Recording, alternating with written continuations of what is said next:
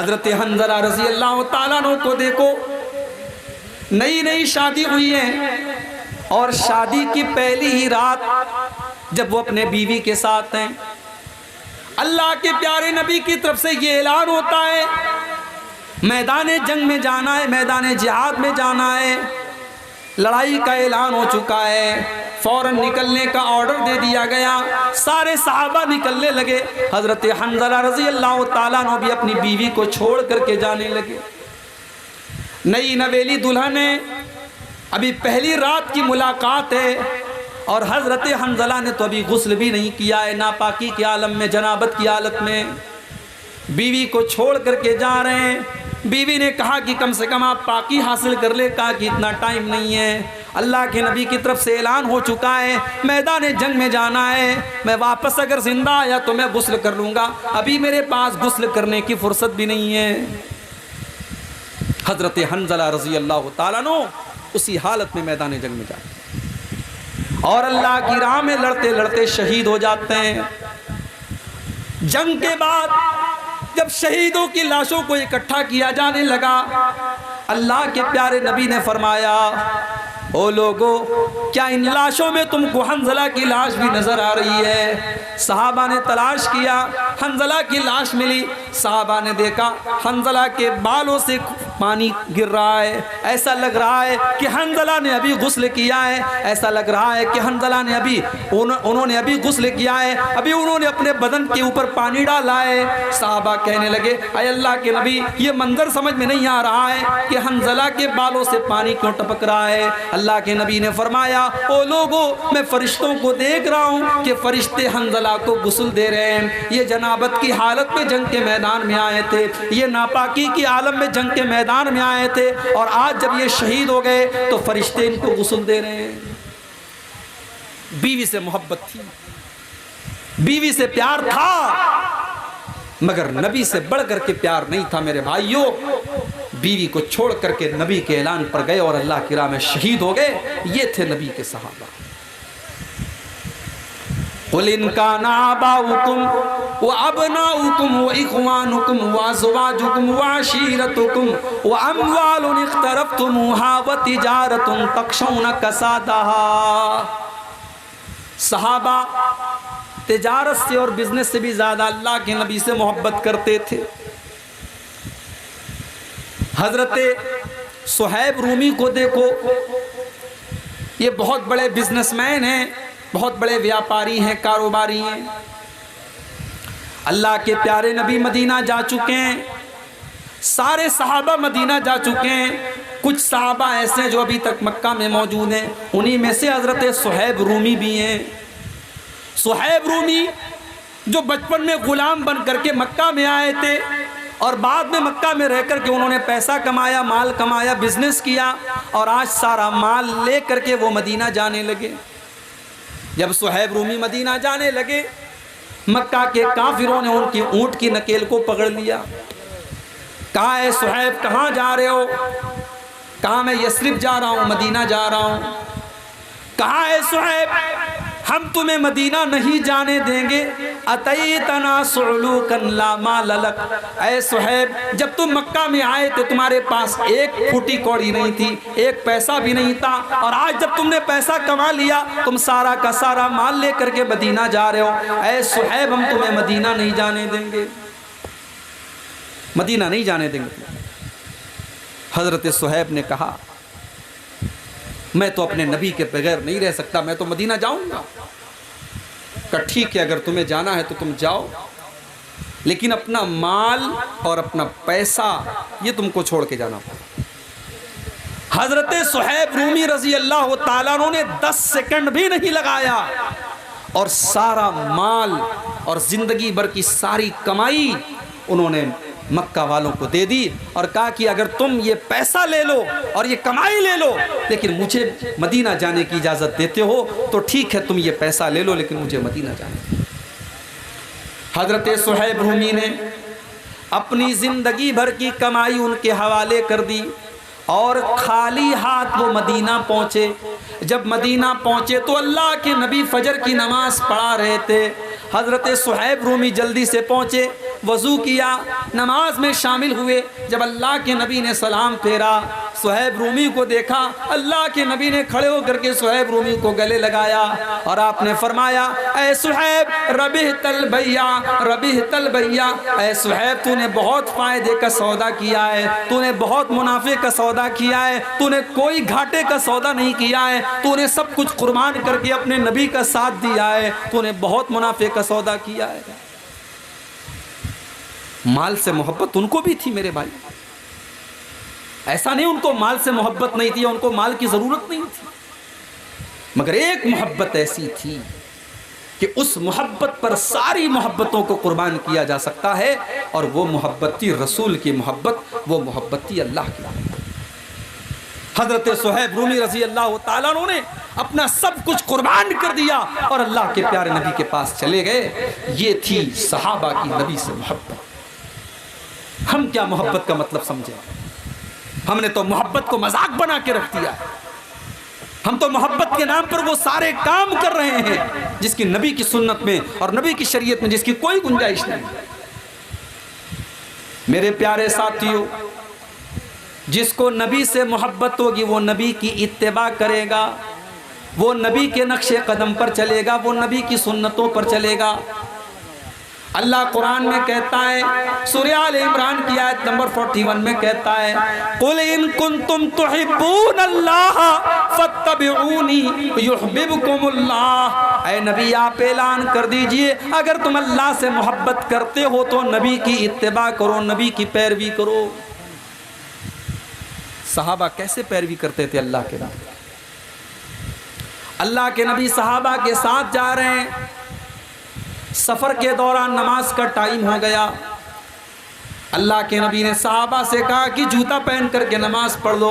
पता चला कि अगर जूता पाक साफ़ हो और सफ़र के हालात हों, जंगल वगैरह का मामला हो और जूता उतारने में दिक्कत की बात हो तो जूता पहन करके भी नमाज पढ़ सकते हैं। अल्लाह के नबी जूता पहन के नमाज पढ़ने लगे, सहाबा भी पीछे जूता पहन करके नमाज पढ़ने लगे। नमाज के दौरान अल्लाह के नबी ने अपने जूते उतार दिए। सहाबा ने देखा अल्लाह के प्यारे नबी ने अपने जूते उतार दिए, सहाबा ने भी फौरन अपने जूते उतार दिए। जब अल्लाह के प्यारे नबी ने सलाम फेरा, आपने पूछा, मा हमलकुम अला इल्काइ निआलिकुम। ऐ मेरे सहाबा, मैंने तो जूते इसलिए उतारे क्योंकि जिब्रील अलैहिस्सलाम ने आकर के मुझको बताया था कि मेरे जूते में गंदगी लगी है, इसलिए मुझे जूता उतारना पड़ा। ऐ मेरे सहाबा, तुमने जूता क्यों उतारा? सहाबा ने कहा, ऐ अल्लाह के नबी, राइना का लबिस्तन आलका, हमने देखा कि आप जूता पहन करके नमाज पढ़ रहे हैं, हम भी जूता पहन करके नमाज पढ़ने लगे। हमने देखा आपने जूते उतार दिए, हमने भी जूते उतार दिए। हम तो आपकी पैरवी करने वाले, हम तो आपकी इत्तिबा करने वाले और आपके नक्शे कदम पर चलने वाले हैं। आपने जूता उतारा, हमने उतार दिया, आपने पहना, हमने पहन लिया। ये है मोहब्बत रसूल। मोहब्बत रसूल ये है कि नबी ने जहाँ जूता उतार दिया वहाँ जूता उतार दिया जाए, और नबी ने जहाँ जूता पहन लिया वहाँ जूता पहन लिया जाए। सहाबा ने इसको मोहब्बत रसूल समझा है मेरे प्यारे साथी। और रबीउल अव्वल का महीना, अगर एक तरफ नबी की पैदाइश का महीना है तो दूसरी तरफ नबी की वफात का महीना है। अगर इस्लाम में किसी की पैदाइश की खुशी है तो फिर किसी की मौत का गम भी होना चाहिए, लेकिन इस्लाम इन सब फुजुलियात से पाक है मेरे प्यारे साथी। और जिसको ये याद है कि रबीउल अव्वल के महीने में अल्लाह के नबी पैदा हुए, उसको ये भी याद होना चाहिए कि इसी महीने में अल्लाह के नबी का इंतकाल भी।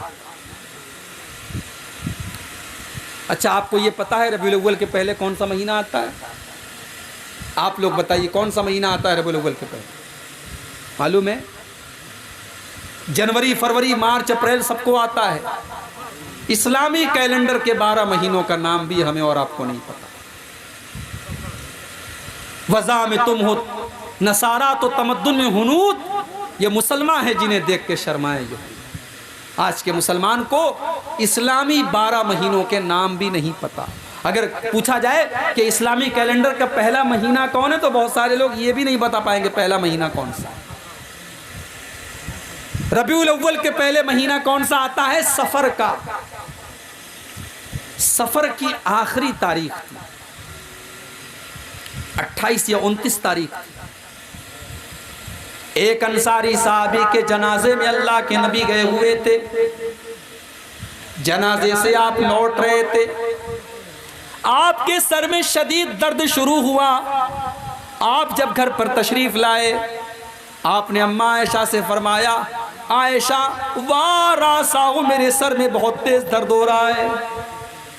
अम्मा आयशा ने फरमाया, अय अल्लाह के नबी, आज तो मेरे सर में भी बहुत ज़्यादा दर्द हो रहा है। आपने फरमाया, आयशा लौ मुत्ती कबली लगसलतुकी व कफ़नतुकी। अय आयशा, चलो एक वादा तुमसे करता हूँ, अगर तुम्हारी मौत मुझसे पहले हो गई, तुम दुनिया से मुझसे पहले चली गई, तुम्हारा इंतकाल हो गया, तो अय आयशा मैं तुम्हें गुस्ल दूंगा और मैं तुम्हें कफनाऊंगा। मैं अपने हाथों से तुम्हें गुस्ल दूंगा और अपने हाथों से कफनाऊंगा। अम्मा आयशा ने फरमाया, अय अल्लाह के नबी, आप तो यही चाहते हैं मैं मर जाऊं और आप मेरी जगह कोई सौतन ले आएं और मेरे घर में किसी दूसरी औरत को ला करके बसाएं।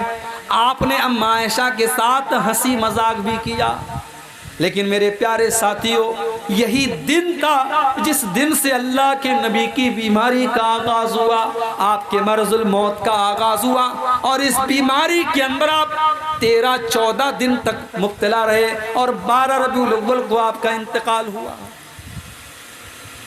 13-14 दिन तक आप बीमार थे। बीमारी बढ़ने लगी। उसी बीमारी के आलम में मदीना से 10 किलोमीटर दूर शुहदाए ओहद का कब्रिस्तान है। अल्लाह के नबी मदीना से 10 किलोमीटर दूर शुहदाए ओहद के कब्रिस्तान पर जाते हैं और वहाँ खड़े होकर के उनके लिए दुआ करते हैं, या एक रिवायत के मुताबिक वहाँ खड़े होकर के जनाजे की नमाज पढ़ते हैं।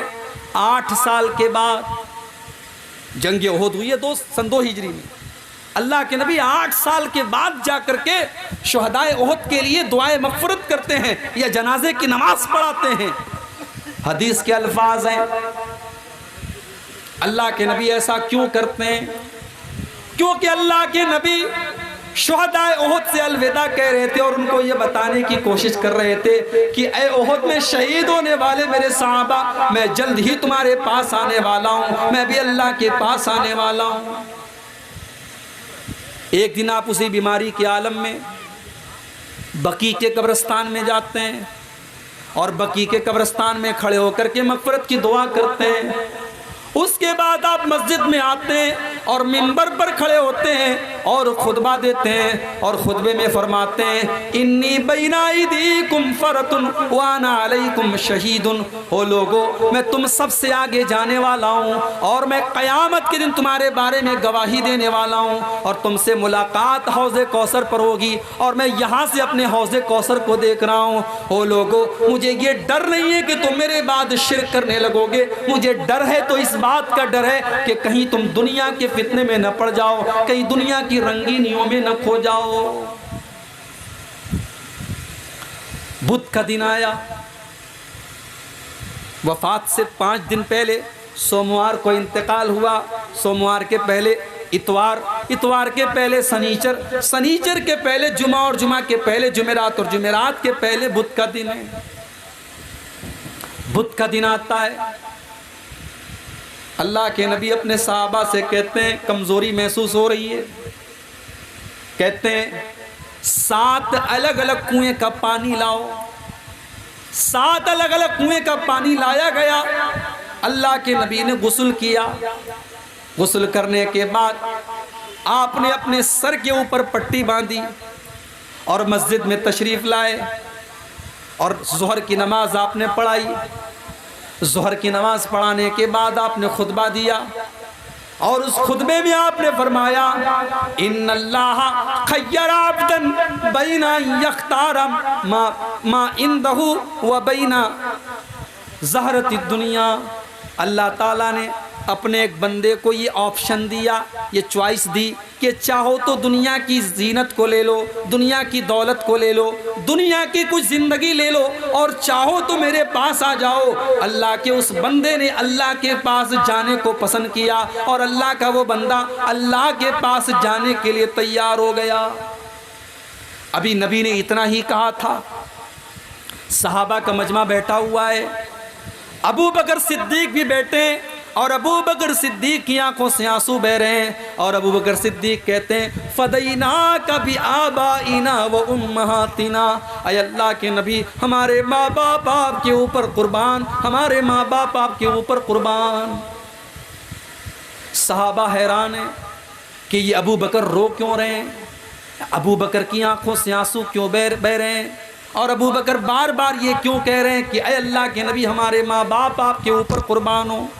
सहाबा कहते हैं, हमको ये बात बाद में समझ में आई कि अल्लाह के नबी तो अपनी ही बात कर रहे थे कि अल्लाह ताला ने मुझको ये चॉइस दी है कि चाहे तो दुनिया में कुछ और दिन में ज़िंदगी गुजार लूँ और चाहूँ तो मैं अपने रब के पास चला जाऊँ। और अल्लाह के नबी ने दुनिया में और रहना गवारा नहीं किया और अपने रब के पास जल्दी से जल्दी जाना गवारा कर लिया।